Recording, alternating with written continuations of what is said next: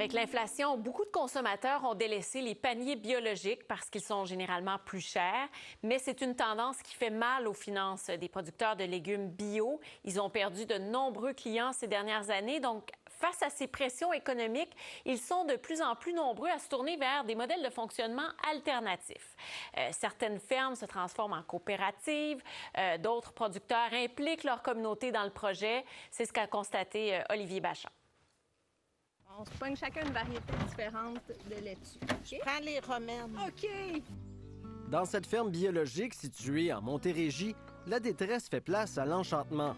Après plusieurs saisons déficitaires, malgré un travail acharné, Mélina Plante et son conjoint ont pris une pause et laissé leur champ en friche l'année dernière, le temps de revoir leur modèle d'affaires. On ne pouvait plus continuer comme ça, autant financièrement que, disons, humainement. Et ce modèle, c'est celui de l'agriculture soutenue par la communauté. Tu soulèves la laitue pour voir le pied.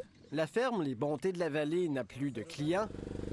Elle a plutôt des membres qui sont prêts à payer le juste prix pour leurs légumes.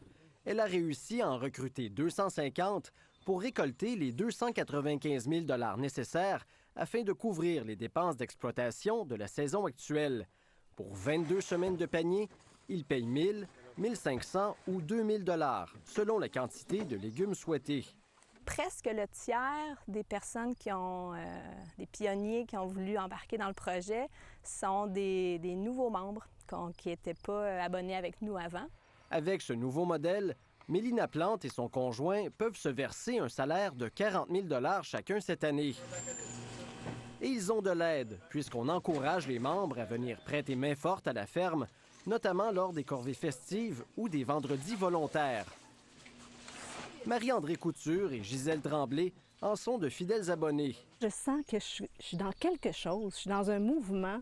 Je suis pas tout seul avec mes histoires et tout ça. Je partage avec des gens une vision.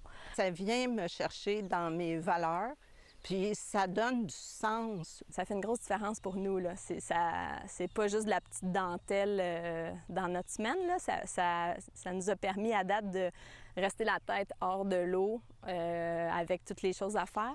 Ce genre de modèle pourrait-il être implanté à grande échelle? Selon cette experte, ça dépendra de l'appétit des consommateurs. Dans le contexte inflationniste, où est-ce que les gens magasinent les économies alimentaires, le citoyen mangeur va avoir peut-être plus tendance à faire un choix économique, donc souvent à moins faire un choix en fonction de ses valeurs. À Mont-Tremblant, la ferme biologique aux petits oignons a aussi changé de modèle il y a environ 1 an et demi. Je me suis retrouvée seule à la barre de l'entreprise. Et puis c'est là que j'ai enclenché des discussions avec mes employés, à savoir si ça les intéresserait de transformer l'entreprise en coopérative. Pour devenir membre, il faut acheter une part de qualification de 1 000 $. La coopérative compte en ce moment une centaine d'adhérents, 14 travailleurs et plus de 90 membres de soutien qui ont décidé d'investir parce qu'ils croient en la mission de la ferme. Et si on est une centaine à mettre 1 000 $, bien, on vient de lever 100 000 $. Et ça, c'est un 100 000 qu'on ne doit pas à une institution financière. Si on se met tout le monde ensemble pour collectiviser le tracteur, les machineries, on peut avoir des meilleures installations, des meilleurs tracteurs, produire plus efficacement, avoir des vacances, avoir une meilleure qualité de vie. Louis-Thomas Moisan, que l'on voit ici en pleine séance de désherbage, est un membre de soutien de la coop. Même s'il n'est pas obligé, cet infirmier de profession vient travailler au champ régulièrement. Ça paraît peut-être bête puis fleur bleue, mais pour moi, ça ajoute vraiment quelque chose dans mes semaines. J'ai hâte d'arriver ici, j'ai hâte de faire la route avec les collègues avec qui on covoiture. Pour engranger des revenus, la ferme vend des paniers de légumes à ses abonnés et dans un marché comme elle le faisait auparavant. Et elle demeure rentable. À sa première année en tant que coopérative, elle a dégagé un excédent de 150 000 $ sur un chiffre d'affaires d'1 700 000 $. Ce qu'on appelait autrefois des bénéfices sont dorénavant des excédents qu'on décide collectivement de quelle façon on va disposer de ces excédents-là. On a décidé d'augmenter un peu les salaires parce qu'on le sait, les salaires en agriculture sont vraiment très peu compétitifs par rapport aux autres secteurs. Le nombre de fermes coopératives a doublé au cours des 7 dernières années au Québec, passant de 24 en 2017 à 50 aujourd'hui. Selon Christine Gingras, c'est parce que le modèle coopératif répond à plusieurs problèmes vécus dans le monde agricole.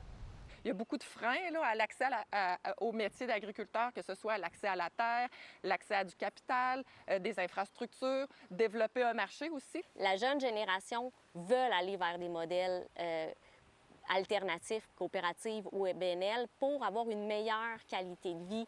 Souvent, les jeunes ont vu leurs parents travailler tellement trop. Véronique Bouchard espère que ces modèles vont se multiplier, mais les agriculteurs ne pourront y arriver seuls. Sans le soutien des communautés, notre agriculture va devenir industrielle et on va perdre notre souveraineté alimentaire. On va laisser notre capacité à se nourrir à des compagnies qui vont avoir beaucoup trop de contrôle. Si nous, on a des problèmes en tant que producteurs puis on finit par abandonner, bien, les gens qu'on nourrit vont être affectés grandement aussi par ça.